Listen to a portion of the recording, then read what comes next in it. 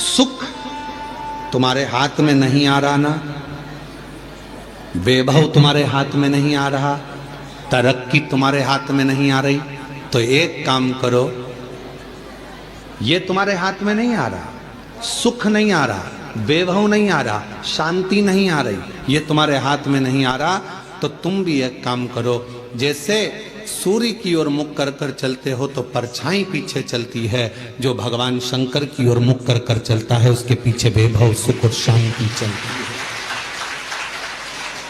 उसके पीछे वैभव भी चलेगा, शांति भी चलेगी, सुख भी चलेगा, संपदा भी चलेगी। तुम शिव के हो गए तो शिव तुम्हें सब कुछ दे देता।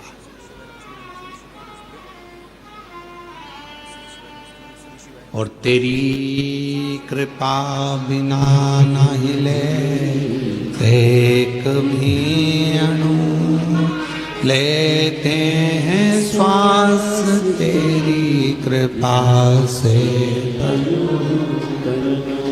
वो क्या नहीं देता,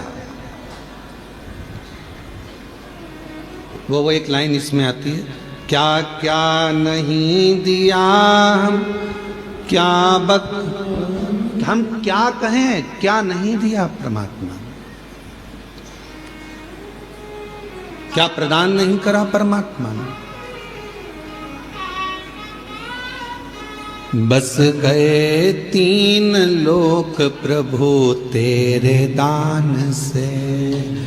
शिव जी एक ऐसे हैं जिन्होंने तीन लोकों का निर्माण अपने दान से करा है।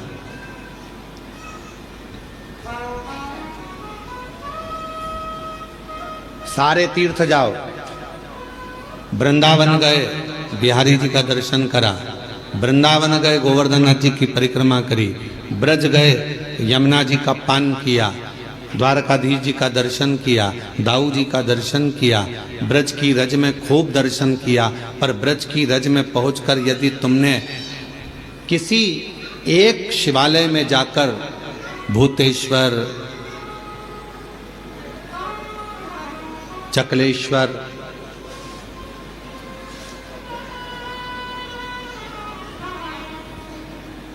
भगवान शिव के अनेक अनेक जो मंदिर हैं पूरे ब्रज में, किसी एक शिवालय में जाकर ब्रज गए, पर ब्रज में आपने सब दर्शन करे, पर शंकर के मंदिर में जाकर अगर एक लोटा जल नहीं चढ़ाया तो ब्रज की यात्रा भी पूर्ण नहीं मानी जाती।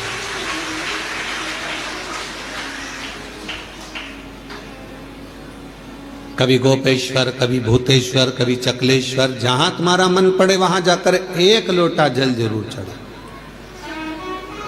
ब्रज की यात्रा पूर्ण जब मानी जाती है जब आप ब्रज भूमि में बने हुए शिवालय में जाकर शंकर के मंदिर में एक लोटा जल चढ़ाओ या दर्शन कर कर आओ, तब ब्रज की यात्रा पूर्ण होती है। अयोध्या जाओ तो अयोध्या के किसी भी शिव मंदिर में जाकर एक लोटा जल चढ़ा कर आओ, तब अयोध्या की यात्रा पूरी मानी जाती है।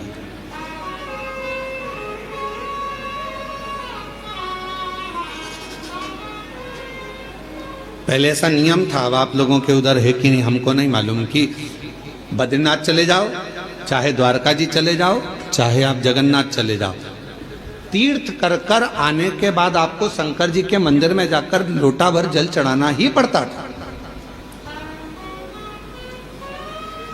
तब वो यात्रा सफल मानी जाती थी। यात्रा की सफलता कब है? जब हम किसी भी तीर्थ से होकर आए और शिव के मंदिर में जाकर जल चढ़ाए, भगवान शंकर के मंदिर।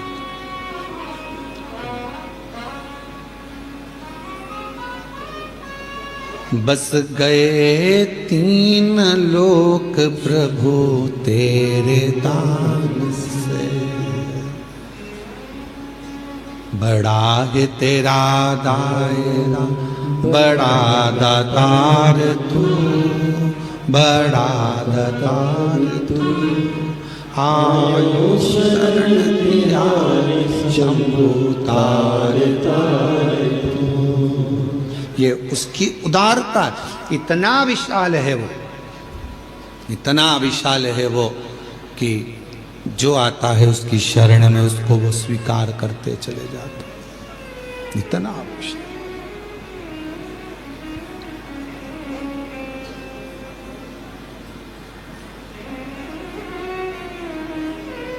भगवान विष्णु के बैकुंठ धाम में दरवाजे लगे हैं, द्वार लगे हैं। भगवान ब्रह्मा जी के ब्रह्मलोक में भी दरवाजे लगे हैं, द्वार लगे हैं। इंद्रलोक में भी द्वार लगे हैं, दरवाजे लगे हैं। गरुण, वरुण, नागलोक, पितृलोक सब में दरवाजे लगे हैं। केवल एक भगवान शंकर का धाम कैलाश, केवल एक कैलाश जहां मेरे शिव बसते हैं, वहां दरवाजा नहीं होता। क्यों? क्योंकि भगवान शंकर को मालूम है कि उसका भक्त उसको कभी भी पुकार सकता है, तो उसको दौड़ नहीं कर, कभी भी पुकारे। हम आपसे पूछते हैं, एक उत्तर दीजिएगा। बेटा बहू अपने कमरे में है तो उनका कमरा वो दरवाजा लगाते हैं, बेटी अपने कमरे में है तो वो दरवाजा लगाती है, पर घर के बुजुर्ग, माता पिता, बूढ़े, वो अपना दरवाजा कभी बंद कर कर नहीं सोते। सोते हैं क्या? बुजुर्ग माता पिता अपना दरवाजा लगा कर नहीं सोते, क्योंकि उनको मालूम है कब बेटा आवाज लगा दे, कब पोता आवाज लगा दे, कब नाती आवाज लगा दे, कब कोई बेटा बेटी आवाज लगा दे, कब दामाद आवाज लगा दे, तो हमको जाना पड़ेगा। उसी तरह मेरा शिव, मेरा शंकर, मेरा ओघड़दानी, उसके दरवाजा नहीं है। उसको मालूम है कि जिंदगी में दुख कभी भी आ सकता है, और कोई दुख की घड़ी में एक लोटा जल लेकर शिव के मंदिर में जाएगा तो मुझे दौड़ कर आना पड़ेगा।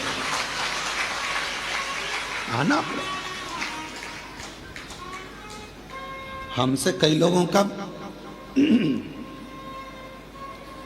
इस बात पर बहुत विवाद होता है, क्या कथा करते हो, हर कुछ बता देते हो, हर कुछ बोल देते हो। कई लोग कहते हैं शिव जी को इतने बजे तक जल चढ़ाना, इसके बाद मत चढ़ाना, इसके बाद चढ़ाना, इसके बाद मत चढ़ाना। परशु महापुराण तो ये कहती है कि वो बाप है, तुम बेटे हो। बेटा बेटी को कभी भी माँ बाप की जरूरत पड़ जाए, उससे मिलने का सबसे सुंदर तरीका है एक लोटा जल। जब दुख आए तो दौड़कर मंदिर चले जाओ, चढ़ाओ।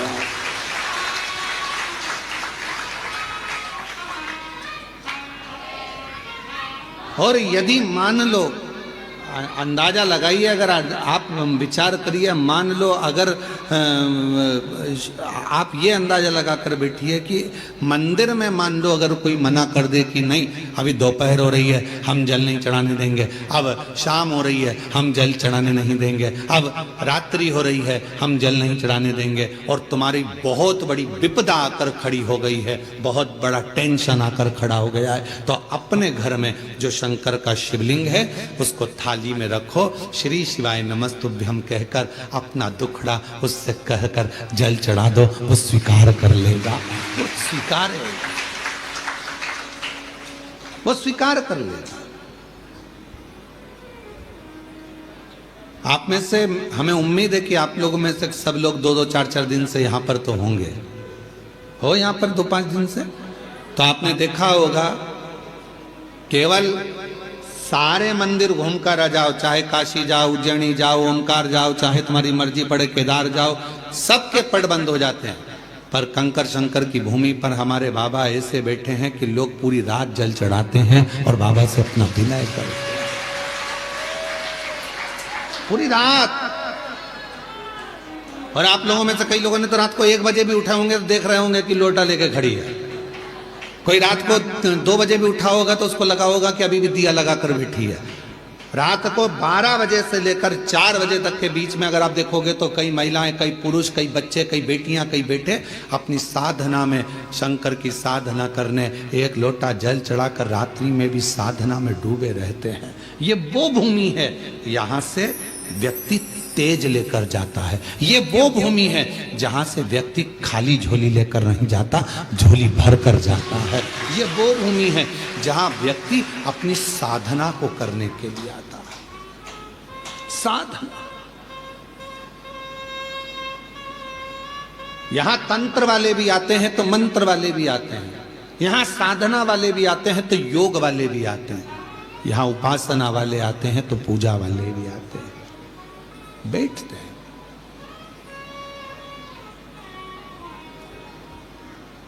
पिता को तुम्हारी जरूरत पड़ जाए और तुम्हें पिता की जरूरत पड़ जाए।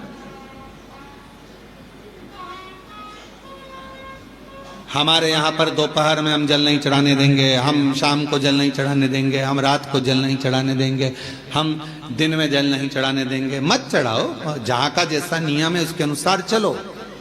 पर अपने घर में अपने पिता के पास कोई नियम नहीं चलता। वो जब तुमको तकलीफ आ जाए, जब तुमको दुख आ जाए, जब तुम्हें कष्ट आ जाए, तब उसको याद करना, श्री शिवाय नमस्तुभ्यं।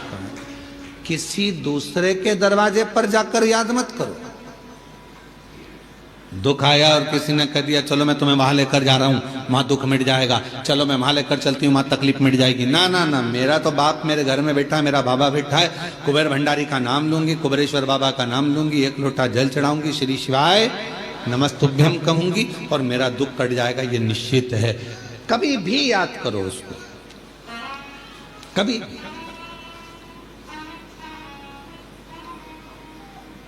मौत का कोई समय होता है? जम के तो बोलो। मरने का समय है नहीं, मैं सुबह 4 बजे मरूंगी, मैं दिन के 2 बजे मरूंगा। मृत्यु का कोई समय निश्चित नहीं।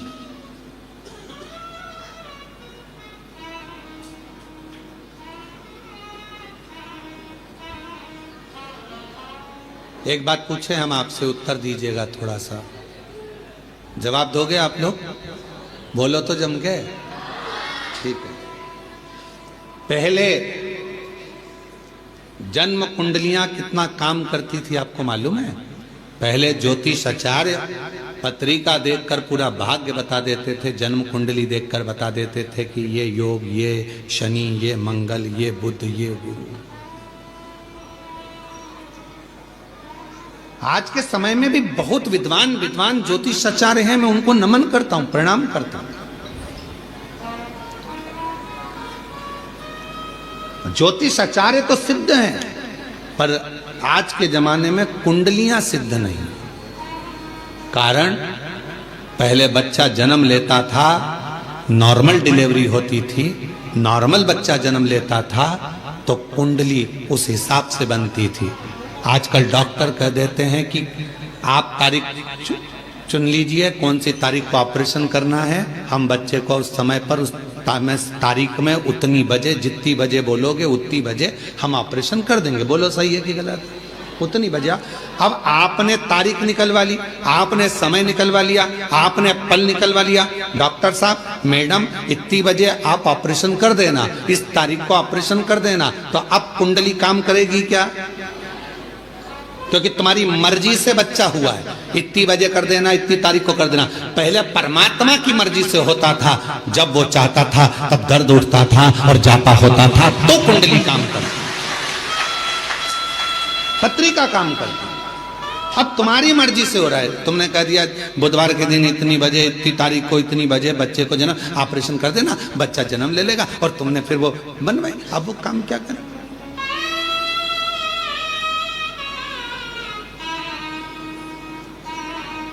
मृत्यु कौन सी श्रेष्ठ है? अब आप बताना, मौत कौन सी श्रेष्ठ है? रस्सी बांध के मर गए, वो मृत्यु श्रेष्ठ है क्या? बोलो बोलो। कुछ खा के मर गए, वो मृत्यु श्रेष्ठ है क्या? जम के बोलो। नदी में कूद के मर गए, वो मृत्यु श्रेष्ठ है क्या? रेल के अंदर कूद के मर गए, कुएं में मर गए, यहां मर गए, वो मृत्यु श्रेष्ठ है क्या? नहीं। मृत्यु कौन सी श्रेष्ठ है? जब कुछ भी तुमने गलत नहीं किया, ना सुसाइड का मन में विचार करा, पर परमात्मा स्वयं तुझे लेने के लिए मृत्यु लोक में आया और वो तुझे लेकर चले गया, वो मृत्यु श्रेष्ठ मानी गई है। वो मृत्यु श्रेष्ठ। अब तुम अपनी मर्जी से मर रहे हो, ट्रेन में बिना टिकट के चढ़ रहे हो, सीधी बात है ना, समझो उसको। तुम अपनी मर्जी से मर रहे हो, ट्रेन में बिना टिकट के चढ़ रहे हो, और अंदर जाकर टीटी से लड़ रहे हो कि नहीं हम तो यहीं बैठेंगे। टीसी क्या करेगा? धक्के मार देगा, चलो बाथरूम के उधर जाओ, शौचालय के उधर जाओ, और शौचालय में फिर वहां जाके बैठ गए, बदबू अलग आ रही, तकलीफ अलग, इधर से मूंगफली वाला, इधर से सामान वाला, धक्का मुक्की, कोई पानी ढोल गया और तुम्हारा पूरी दरी गीली कर गया और तुम बार बार मुंह पे कपड़ा बांध कर बैठी हो। कितना कितना भोगना पड़ रहा है। क्यों? क्योंकि बिना टिकट के गई हो। जब तक वो तुम्हारा टिकट ना काटे तब तक मरने का प्लान मत बनाओ। बिना टिकट के जाओगे तो भोगना बहुत पड़ेगा, इतना भोगना पड़ेगा कि तुम भोगते हो। बिना टिकट के नहीं। कोई तुमसे कह दे मैं तो परेशान हो गया, मैं तो मर रहा हूं, मत मर भैया, बिना टिकट के जाएगा। एक बार ट्रेन में सफर करके देख ले, बाथरूम के पास बैठ के जाना पड़ता है बिना टिकट के, कितना धक्का खाना पड़ता है, कितनी गाली खाना पड़ती है। कोई पानी ढोल जाता, कोई कुछ कर जाता, कहीं का बीड़ी वाला बीड़ी का धुनक रहा है, कोई सिगरेट वाला, कहीं तंबाकू वाला, कहीं ये वाला, कहीं वो वाला। उसी तरह अगर बिना टिकट के चले गए, परमात्मा लेने नहीं आया और तुमने सोच लिया मैं तो मर जाऊं और तुमने सुसाइड कर ली, याद रख लेना, ट्रेन का सफर कर कर देख लेना, बिना टिकट के कितने धक्के खाना पड़ते हैं। उसी तरह बिना बुलाए अगर तुम चले गए, सारे नरकों में धक्के खाओगे, इधर से कूचा उधर से कूचा, ऊपर जाके कहोगे अब दोबारा से सुसाइड नहीं करूंगा, अगला जन्म दो, फिर कभी नहीं मरूंगा। कभी।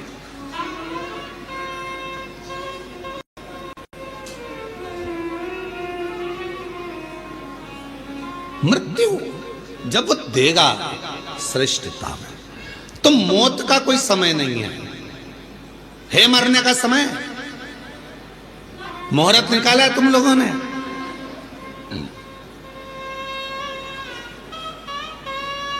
सारे महाराज जी से पूछते हो बताओ शादी का मुहूर्त, बताओ जन्म का मुहूर्त, बताओ घर प्रवेश का मुहूर्त, बताओ सोना खरीदने का मुहूर्त, बताओ लक्ष्मी पूजन का मुहूर्त, बताओ दिवाली पूजन का मुहूर्त। पर कोई एक पैदा हुआ हो ऐसा संसार में जिसने महाराज जी से जाकर पूछा हो कि बताओ हमारे मरने का मुहूर्त, हमारे मरने का मुहूर्त बताओ कि कौन सी घड़ी में मरूं मैं,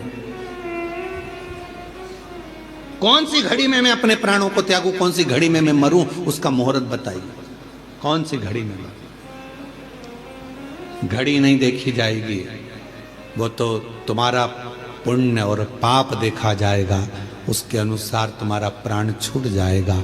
21,600 श्वास जो तुम्हारे शरीर से रोज निकल रही है, कौन सी श्वास आखिरी होगी किसी को नहीं मालूम। इसलिए जैसे मरने का समय नहीं मालूम, मरने का मुहूर्त नहीं मालूम, मरने का दिन नहीं मालूम, मरने की तिथि नहीं मालूम, कब जाना पड़ जाए, उसी तरह शंकर भगवान के पूजन की कोई तिथि, कोई बार, कोई समय मत देखो, कोई समय मत देखो। शिव को जब भजोगे तब शिव तुम्हारे पास में होगा, शंकर तुम्हारे नजदीक में होगा। शिव को तुम जब भजना चाहो, जब तुम्हारा मन, जब तुम्हारा दिल कर जाए तब शिव को मान।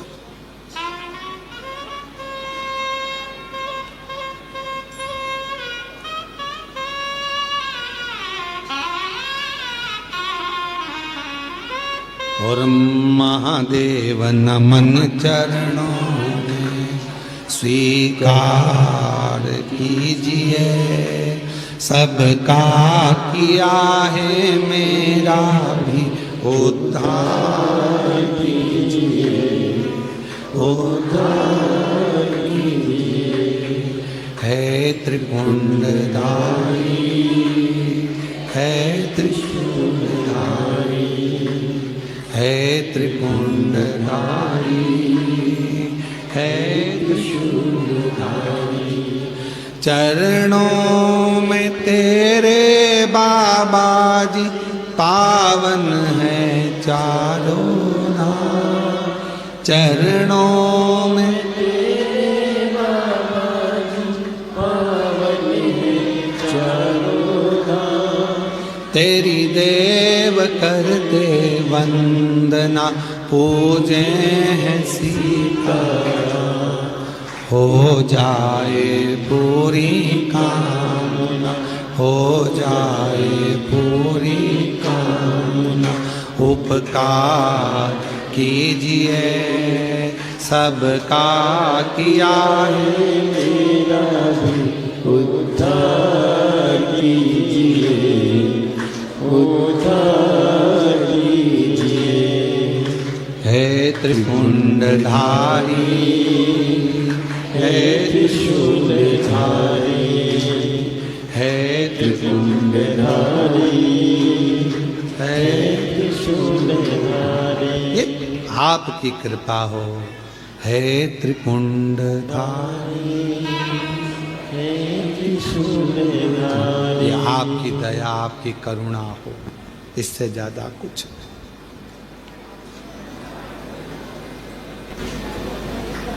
कोई समय शिव को पुकारने का नहीं है कि इस समय पर भगवान को पुकारोगे तो जल्दी आएगा।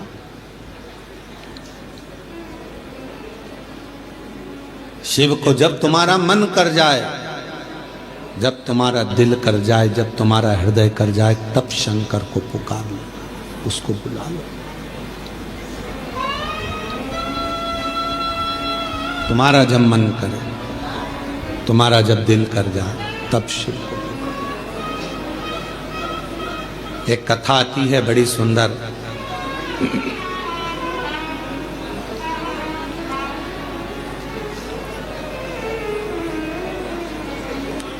एक बार माँ जगत जननी जगदम्बा अम्बा माँ पार्वती जी कैलाश पर बैठी थी।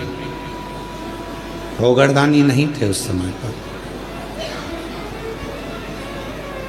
भगवान शिव भोगरदानी उस समय पर वहां नहीं थे। माँ जगत जननी बैठी हुई थी।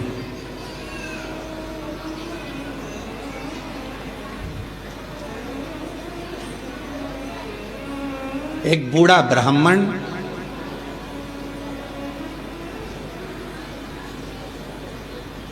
साधारण सी जिंदगी जीने वाला, बिल्कुल सहजता का जीवन जीने वाला,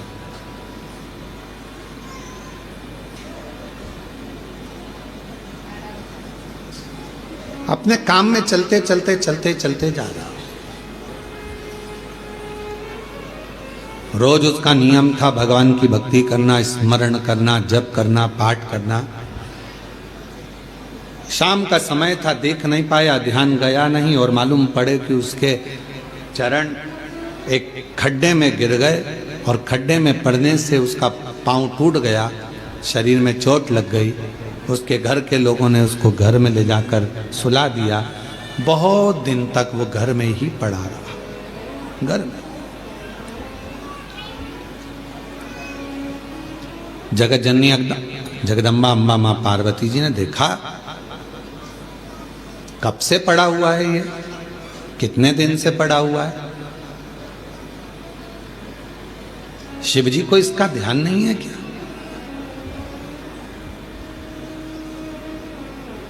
कई लोग कहते हैं कि भगवान सुनता नहीं है क्या? कई लोग कहते हैं भगवान क्या दिखता नहीं है क्या? हम इतना भजन करते हैं और हमारे एक रिश्तेदार हैं, वो हमको तकलीफ देते रहते हैं और इतना फूल रहा फल रहा, हमारे पड़ोसी इतने फल रहे फूल रहे जो भगवान के मंदिर तक नहीं जाते और लोगों को परेशान करके रखा है। उसके बाद भी उसको भगवान इतना दिए जा रहा है। क्या भगवान नहीं है क्या? क्या भगवान की आंखें नहीं है क्या? लोग कहते हैं। हम इतना तपस्या करें, भजन करें, कीर्तन करें और दुख भी हमें ही आ रहा है। और वो इतना कष्ट देने के बाद दुनिया के लोगों को चूसे जा रहा है, धन लिए जा रहा है, लिए जा रहा है, लिए जा रहा है, लोगों को कष्ट दिए जा रहा है और उसके बाद भी फल फूल रहा है। क्या भगवान नहीं है क्या? है तो फिर जो इतना दुनिया को कष्ट दे रहा है वो इतना फल फूल क्यों रहा है? उसका कारण आज का नहीं है, पूर्व का है। कोई पिछले जन्म का उसने अच्छा कर्म करा होगा तो आज उसको भगवान ने इतना गाड़ी बंगला सत्ता वैभव जायदाद सब पूर्व का करा होगा, आज भोग रहा। और आज आने के बाद अगर वो बेकार कर्म कर रहा है तो एक जन्म नहीं, ना जाने कितने जन्म भोगेगा। और तू आज अच्छा कर रहा है, दुख मत मना, तूने पूर्व में कोई गलत कर्म करा होगा तो आज तेरे पास में ना थोड़ा धन कम है, वैभव कम है, सत्ता कम है, पर तेरे पास भजन तो ज्यादा है ना। भजन तू कर रहा है, शिव की आराधना कर रहा है, साधना कर रहा है, कर ले, अगला जन्म सवर जाएगा तेरा, फिर तुझे कोई जन्म नहीं लेना पड़ेगा, कोई जन्म, फिर तुझे कोई जन्म नहीं लेना। पार्वती जी की आंखों में जल भर गया कि कितना साधारण ब्राह्मण है और इतना इतना तप करने वाला, इतना साधना करने वाला, पूजन करने वाला, पांव टूट गया, शरीर टूट गया और पड़ा हुआ है। शिव जी का ध्यान नहीं है क्या? थोड़ी देर बाद भगवान शंकर आ गए, पार्वती जी उनसे रूठ कर बैठ गए। क्यों? क्योंकि भक्तों की दशा नहीं देखी गई, भक्तों की दशा नहीं देखी गई, माता से रूठ कर बैठ गए। शिव जी ने पार्वती जी से कहा, क्या बात है जगत जननी, तुम आज रूठी हुई सी दिखती हो। प्रभु आप इतने बड़े दयालु है, भगवान ने आपको 3-3 नेत्र दिए हैं, उसके बाद एक ब्राह्मण भक्त की दशा नहीं देखी जा रही तुमसे? जो रोज मंदिर जाता था, रोज भजन करता था, उसके पांव में चोट लग गई, कमर टूट गई, पांव टूट गया, वो पड़ा हुआ है पलंग पर, उसकी दशा नहीं देखी जा रही तुमसे? उसके पांव सही नहीं कर सकते, उसकी कमर सही नहीं कर सकते? शिव जी ने कहा, पार्वती कमर और पांव तो मैं एक बेलपत्र दूं उसको और खाएगा और वो ठीक हो जाएगा, पर मैं चाहता हूं कि थोड़ा समय वो पलंग पर पड़ा रहे, थोड़ा समय वो पलंग पर रहे, पलंग पर पड़ा रहे। हाँ, वो तुम्हारे को भज रहा है, तुम्हें जप रहा है, तुम्हारी आराधना कर रहा है, और तुम कह रहे हो उसको पलंग पे पड़े रहने दो। हाँ पार्वती जी, उसको पड़े रहने दो। पार्वती जी कहने लगी, अगर तुम उसको अच्छा नहीं करोगे तो मैं चली जाऊंगी और मैं ठीक कर कर आऊंगी। शिव जी ने कहा, पार्वती मेरा कहना मान लो, उसको पलंग पर पड़े रहने दो। नहीं, अब पार्वती जी नहीं मानी और पार्वती जी ने जाकर एक बूढ़ी का रूप रखकर उसको, पार्वती जी ने थोड़ा सा जल पिलाकर उसको पूरा स्वस्थ कर दिया। जैसे ही वो स्वस्थ हुआ, 4 दिन निकले, वो 4 दिन बाद निकल कर जा रहा था, वन से एक सिंह आ गया और शेर आकर उसको खा गया और उसका जीवन समाप्त हो गया। पार्वती जी ने कहा, जिसको मैंने ठीक करा था वो तो मर गया, मर गया, सिंह ने खा लिया, प्राण छूट गए उसके, वो मर गया। शिव जी के पास गई पार्वती जी, वो मर गया प्रभु, जिसको मैंने ठीक करा था उसके प्राण छूट गए। शंकर भगवान कहने लगे, पार्वती तुम जान नहीं पाई मुझे, हे जगत जननी, मैं काल अधिपति महाकाल हूं, मैंने उसकी मौत को देख लिया था, इसलिए तुझसे कहा था कि इसको पलंग पर पड़े रहने दे। ये पड़ा रहता, इसकी मौत टल जाती और ये ठीक होकर फिर अपने काम में लग जाता, पर तूने चलने नहीं दिया। आप में से कई लोग हैं ऐसे जो भगवान को दोष देते हैं, कई लोग कथा श्रवण करने वाले भी ऐसे हैं जो परमात्मा को दोष देते हैं। हम इतना पूजन पाठ करते हैं तो दुखी हैं, हम जल चढ़ा रहे हैं तो दुखी हैं, हम मंदिर जा रहे हैं तो दुखी हैं, वो व्यक्ति इतना फल फूल रहा है, वो ऐसा कर रहा है, हम दुखी हैं, हम नाना। परमात्मा को धन्यवाद देना कि मैं तेरी निगाह में हूं, मैं तेरी निगाह, धन्यवाद दो। थोड़ा सा कष्ट आ गया तो रोना नहीं, भगवान को धन्यवाद देना कि कोई बड़ा दुख आने वाला था, थोड़े से दुख पर निकाल दिया। हाथ में लग गई, पांव में लग गई, घर में पड़े हो ना, तो परमात्मा चाहता है कि तेरे साथ कोई घटना घटने वाली थी तो निपटने वाला था, इसलिए हाथ पैर तोड़कर तुझे घर के अंदर पटक दिया कि तेरी जिंदगी बच जाए, तुझे कहीं जाना ना पड़ जाए। छोटी सी तो निकाल दिया, छोटी सी।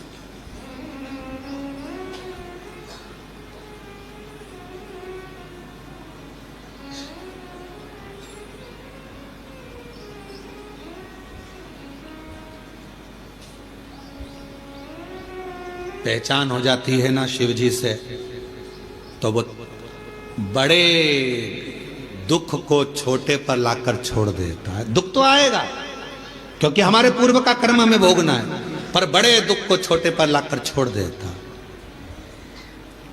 पहचान है तो। तुम्हारे गांव में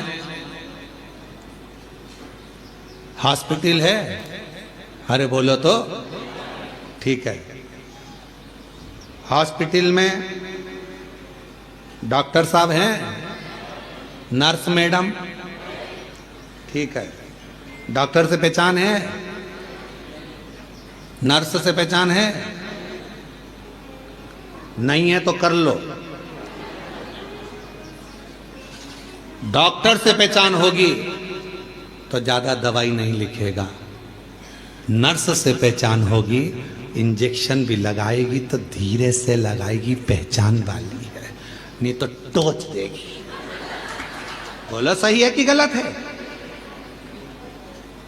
हॉस्पिटल में जाते हैं, बच्चे को रोना आता है, मैं इंजेक्शन नहीं लगवाऊंगा, मैं इंजेक्शन नहीं लगवाऊंगा, मैं सुई नहीं लगवाऊंगा।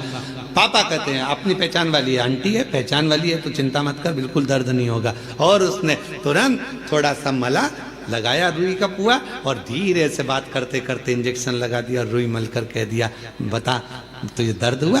नहीं। क्यों? तेरे पापा से हमारी पहचान है बेटा, पहचान काम आती है इसलिए दर्द नहीं होने दिया। परमात्मा की पहचान कब काम आती है? जब दुख आता है, परमात्मा थोड़े में निकाल देता है, तब काम आता है। शिव जी पे चढ़ा एक लोटा जल कब काम आएगा? जब दुख आया और तुम्हारा दुख धीरे से निकल गया, तब भगवान कहेगा देख ले मैंने बहुत आराम से इंजेक्शन लगवा दिया, शांति से काम निकलवा दिया, दुख निकल गया, दुख तकलीफ निकल गई, कष्ट निकल गया, थोड़े से निकल, थोड़े से। और कोई पिछले जन्म के अच्छे कर्म मुझे बाबा तेरा, कोई पिछले जन्म के अच्छे कर्म मुझे बाबा तेरा, जहाँ सारी दुनिया झुकती है, जहाँ सारी दुनिया झुकती है, मुझे वो आली दरबार मिला, दरबार मिला। कोई पिछले जन्म के अच्छे कर्म मुझे बाबा तेरा मिला, कोई पिछले जन्म के अच्छे कर्म मुझे बाबा तेरा साथ मिला। ये कोई पूर्व का हमारा अच्छा भाव होगा, शिव जी से हमारी पहचान होगी। जो बड़ा दुख आने वाला था वो थोड़े पर निकल गया। डॉक्टर से पहचान होगी तो दवा कम लिखेगा, और अगर पहचान नहीं होगी तो पूरी थैली भरकर लिख देगा। इसलिए परमात्मा से पहचान कर लो तो दुख थोड़ा कम लिखेगा, सुख ज्यादा लिख देगा। उससे पहचान कर पहचान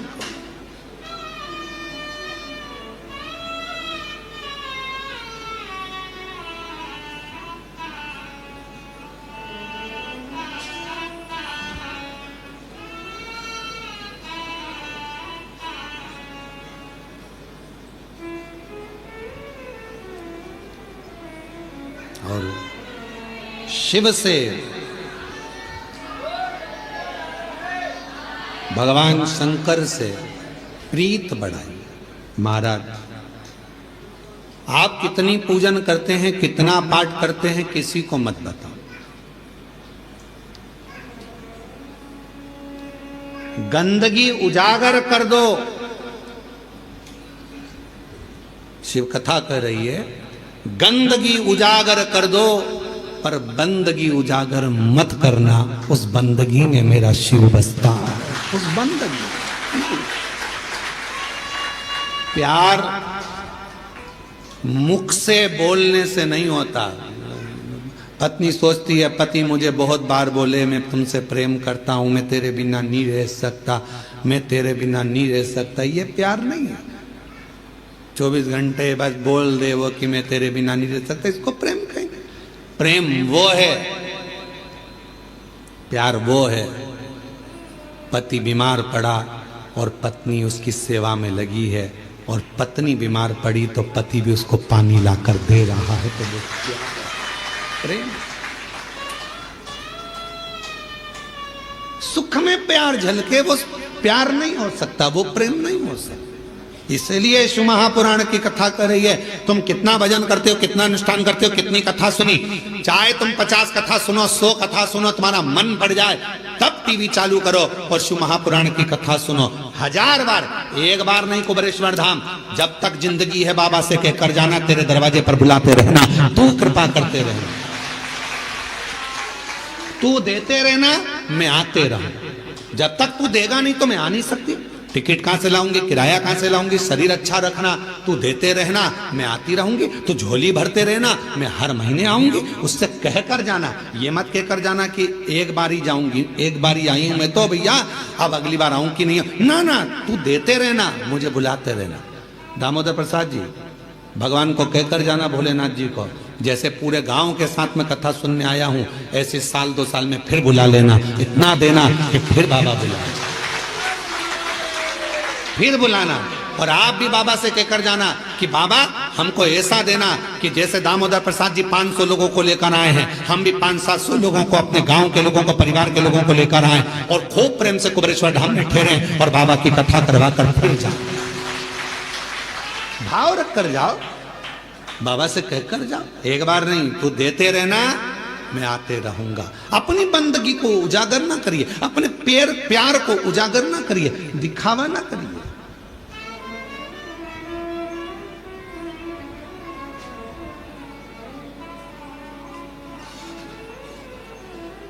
जो 50 रुपए के चाउमीन में प्यार दिखा देते हैं, जो 10 रुपए की पेट्रोल में मोटरसाइकिल पर घुमाकर प्यार दिखा देते हैं, वो प्यार नहीं होता। फिर हरिद्वार में जो अटैची मिलती है उसमें टुकड़े मिलते हैं, वो प्यार नहीं होता, वो प्रेम नहीं है।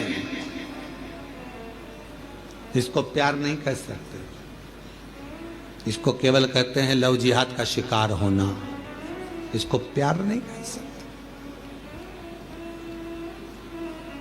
प्यार में कत्ल नहीं होता, प्यार में खून नहीं होता, प्यार में तलवार की घात नहीं होती। प्यार में तो नयन से अश्रु बहते हैं और उससे मिलने की तड़पन होती है, तड़पन। यहाँ से जाने के बाद आपको घर पर पहुँचने के बाद कुबेरेश्वर बाबा जब याद आए ना, वहाँ यहाँ की चर्चा जब आप अपने गांव में जाकर करो तो याद रखना कि तुम शिव जी को याद नहीं कर रहे हो, सीहोर का कुबेरेश्वर बाबा तुम्हें याद कर रहा है, तुम्हें प्रेम। ये प्यार है, इसको इसने कहते हैं।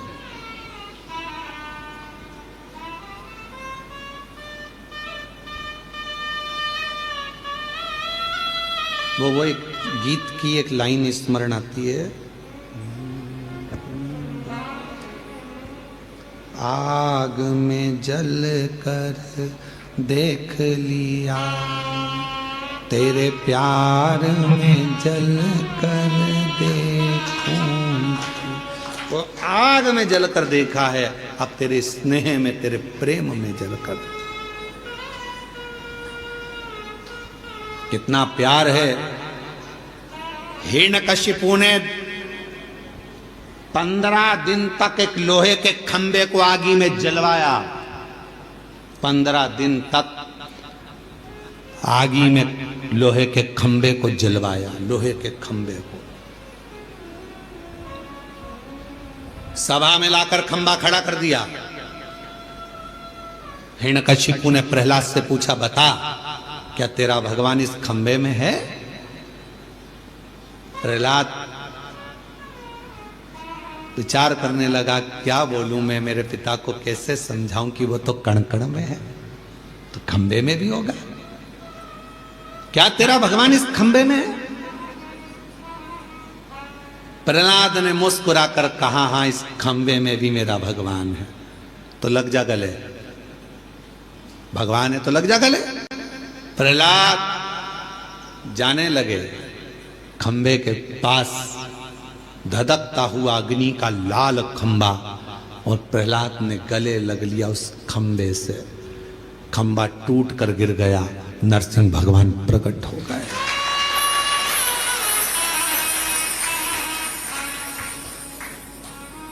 अग्नि में जल रहे हो, तुम दुख में जल रहे हो, तुम कष्ट में पड़े हुए हो, तुम तकलीफ में पड़े हुए हो। तुम्हें लग रहा है कि परमात्मा साथ क्यों नहीं दे रहा। भगवान कह रहा है तू मेरे अग्नि के खंभे के पास तक पहुंच गया है, डामाडोल मत होना, विश्वास मत छोड़ना। प्रहलाद जैसे दुख में भी मुझे गले लगा कर रखना, मैं प्रकट होकर तेरे टुकड़े को काट दूंगा।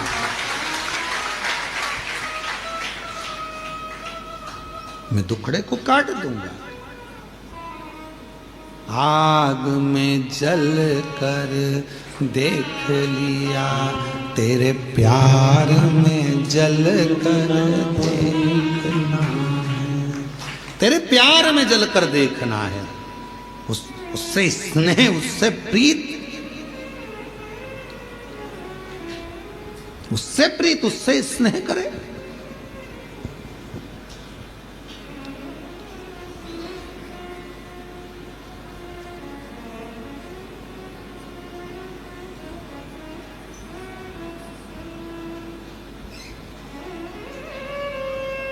जिस दिन अपने भीतर का अहंकार जल जाएगा, अपने भीतर का काम जल जाएगा, आसक्ति वासना जल जाएगी। कितने सालों से लोग चिल्ला रहे गौ माता की जय हो, धर्म की, अधर्म का, प्राणियों में, विश्व का। कितने दिनों से चिल्ला रहे हैं विश्व का कल्याण हो। अब तुम इतनी बड़ी बात करते हो कि विश्व का कल्याण और भोजन करने जाते हो तो लाइन में धक्का मुक्की करते हो। जब तुम्हारे भीतर यह भाव प्रकट हो गया कि विश्व का कल्याण हो तो पास वाले को, बूढ़े व्यक्ति को, बुजुर्ग को, बच्चे वाली माता को, कोई बूढ़ी माँ को, कोई स्त्री को थोड़ा आगे कर दो। ले जी तुम चली जाओ। खाते समय अपना कल्याण हो, कमाते समय अपना कल्याण हो, झूठ बोलते समय अपना कल्याण हो, फिर विश्व का कल्याण कहां गया। केवल चिल्लाने से काम चलेगा। विश्व का कल्याण हो, शिव पुराण स्वीकृत नहीं करते। जितना बोलो उतना अपने ऊपर अमल भी तो करो। विश्व का कल्याण हो तो पहले आप अपने कल्याण की भावना छोड़ो, पहले विश्व कल्याण की भावना पकड़ो। आप दूसरे को भोजन कराइए, प्रेम से उसको जब भोजन कराओगे तो निश्चित है आखिरी में अगर कोई भोजन कराने वाला नहीं भी मिलेगा तुमको, तुम्हारे लिए, तो वो परमात्मा को आकर भोजन कराना पड़ेगा, कराएगा। आप कामना तो शुद्ध रखिए। कितने सालों से लोग कर रहे हैं गौ माता की जय हो। आज गोपाष्टमी का दिन है। संपूर्ण देशवासियों से निवेदन करूंगा, संपूर्ण देशवासियों से कहूंगा कि कुछ मत करो, कम से कम एक पत्र कम से कम राष्ट्रपति और प्रधानमंत्री के नाम पर लिखो और उनसे कहो कि भारतीय पाठ्यक्रम में गौ माता का भी एक चैप्टर सब्जेक्ट में आना चाहिए। गाय का एक चैप्टर सब्जेक्ट में आए। पहले आते थे हमारे बचपन में गाय का निबंध आता था, अब धीरे धीरे गाय का निबंध खत्म कर दिया। गौ माता पर निबंध लिखवाना बंद कर दिया। लोगों ने अपना निबंध चालू कर दिया, इनका लिखो उनका लिखो, गाय का निबंध बंद कर दिया। कम से कम बच्चों को मालूम तो पड़ता था कि गाय के 2 आंख होती है, 2 सींग होते हैं, 4 थन होते हैं, गाय का दूध कितना पौष्टिक होता है, गाय माता चारा खाती है, कैसे भगवान उसके अंदर बसते हैं, ये उसको मालूम पड़ता था। बच्चे की छोटी सी लाइफ में उसे गौ माता के बारे में ज्ञान होता था। आज के जमाने में कुत्ते पर निबंध दिखाया जाता है और गाय को छोड़ दिया जाता है। कहां गई गौ माता? कुछ नहीं कर सकते तो गौ माता के लिए आज गोपाष्टमी के दिन एक नियम तो बनाओ कि भारतीय पाठ्यक्रम में गौ माता के लिए भी एक किताब होना चाहिए, एक सब्जेक्ट होना चाहिए और गाय पर निबंध लिखा हो। चाहे गाय पर कोई सब्जेक्ट बने जिससे बच्चे पढ़ें तो धीरे से उनके अंदर गौ माता के प्रति भाव जागृत होगा। आज के समय में गौ माता के प्रति लोगों का भाव वो नहीं है। दूध निकाला छोड़ दिया, धक्के खा रही है।